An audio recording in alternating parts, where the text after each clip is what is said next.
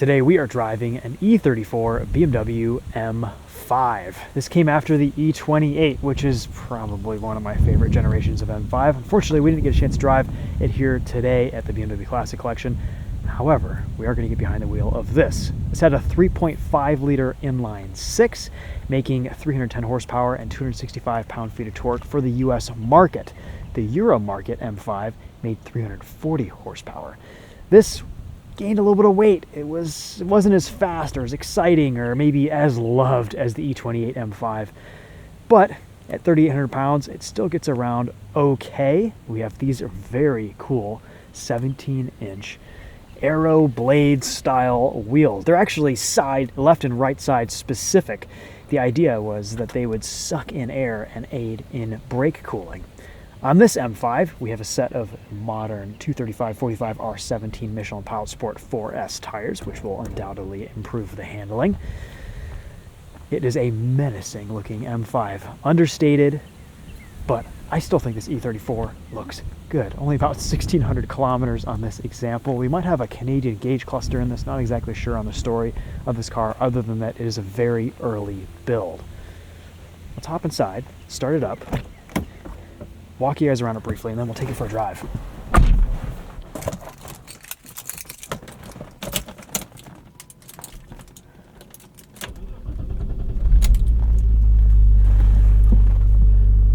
It's got a pretty rough idle, and it's not just this car. That's just how the E34 was.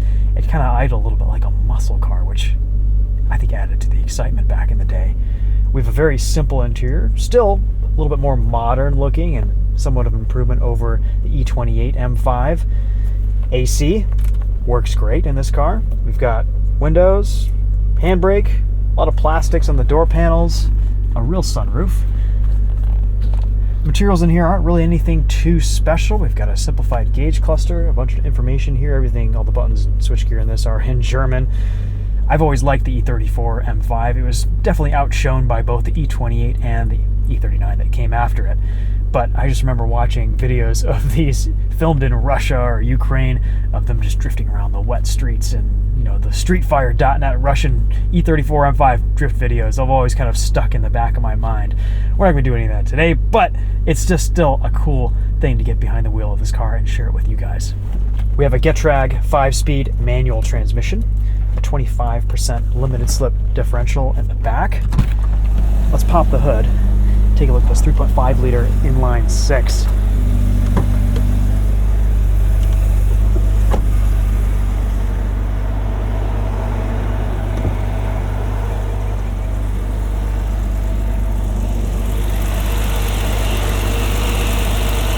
This engine was first featured in the BMW M1, and this was the last M5 to have a 3.5 liter inline-six. Revs out great. It makes good torque, it sounds awesome. It's cool to have a motorsports inspired engine in this M5, and I love that the hood opens forward. Look at those individual throttle bodies. Very, very cool stuff here from BMW in the early 90s. Let's hop inside, we'll take this for a drive.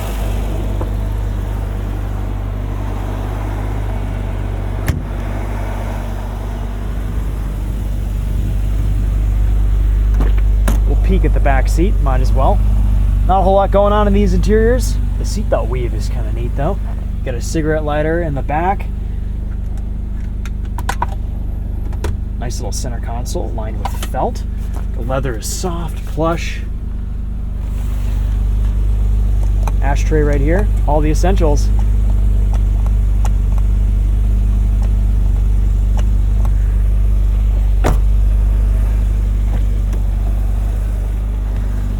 Love an early 90s BMW. Just have a solid feel to them.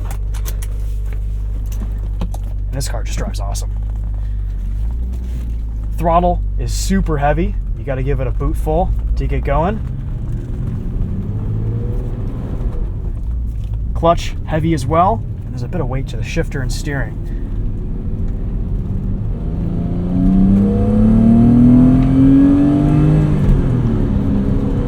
About a 7,200 RPM Redline here.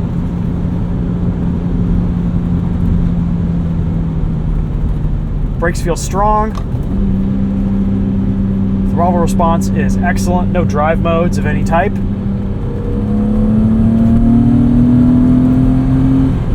And for still only having 310 horsepower, it pulls well. It feels healthy.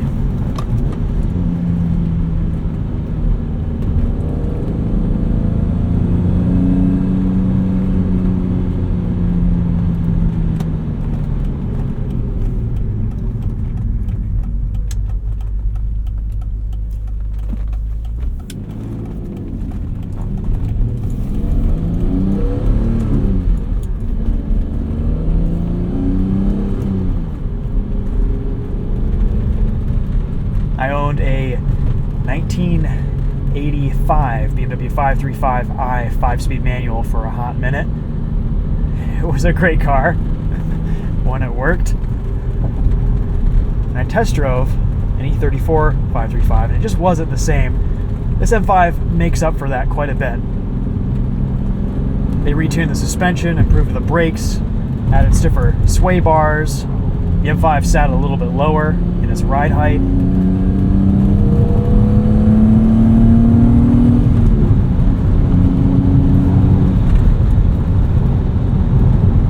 It may not have blistering performance, but it is fun and satisfying to drive. When this came out, it was such a larger vehicle than the E28. It weighed a little over 300 pounds more than it. You can see some of the areas where they've refined things, made this interior a little bit more modern.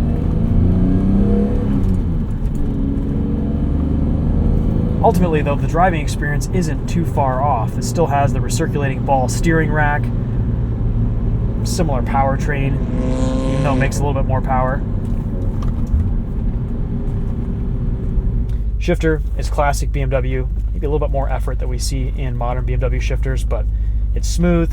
It's got kind of this underlying rubbery feel to it, longer throws. It is satisfying. It suits the character of this car very well.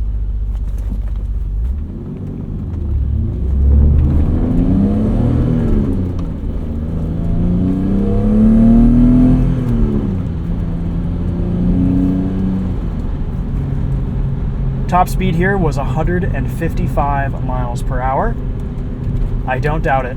It's still reasonably quick by modern standards. I love these old simplified gauge clusters. They're so easy to read.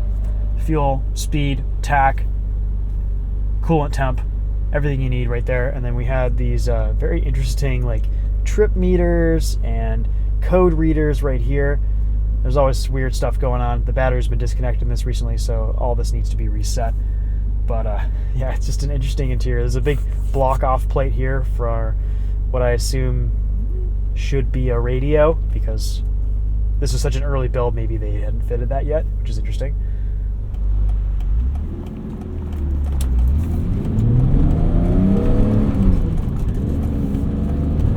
First thing you notice when driving this is just how big the steering wheel is. It feels like you're piloting around a bus. Of course, that was to accommodate the airbags.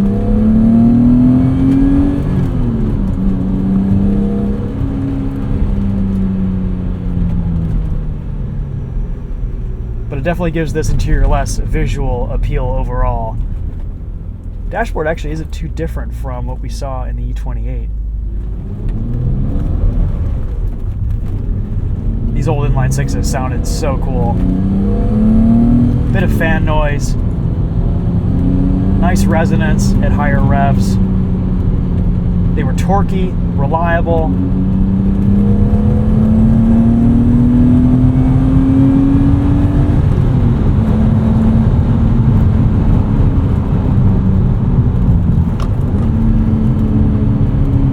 This is still a fun M5.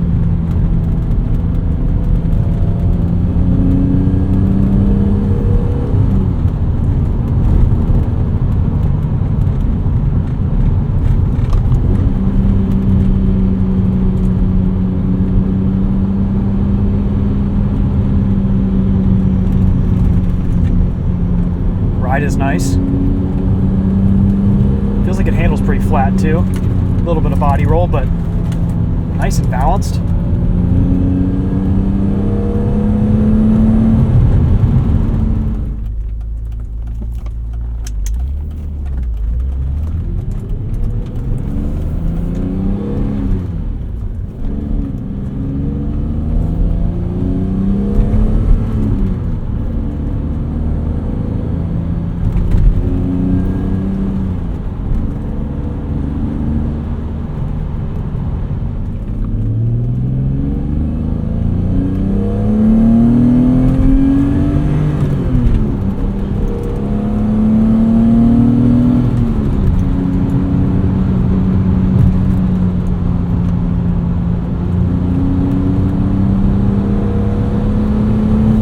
Stable at higher speeds.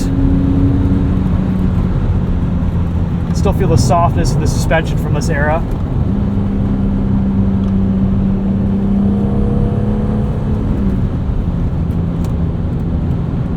Like any M5 should be, it is comfortable.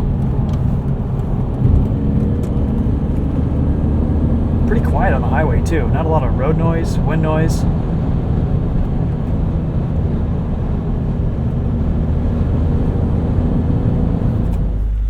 Unassuming, fast, it looks awesome.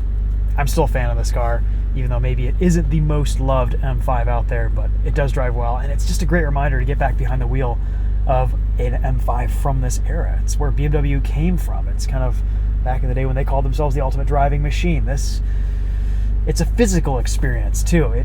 It's fun. You feel completely involved in the driving experience. It's minimal tech, actually no tech really. It's all just analog, and you've got this enormous steering wheel in front of you and a pretty good chassis to play around with. Decent power here. Of course, the European market got a little bit more, but this 5-speed was a joy to roll through the gears with today. But that clutch, it's heavy. It would wear on you in some traffic.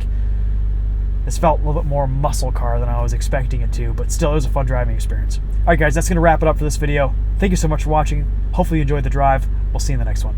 Take care.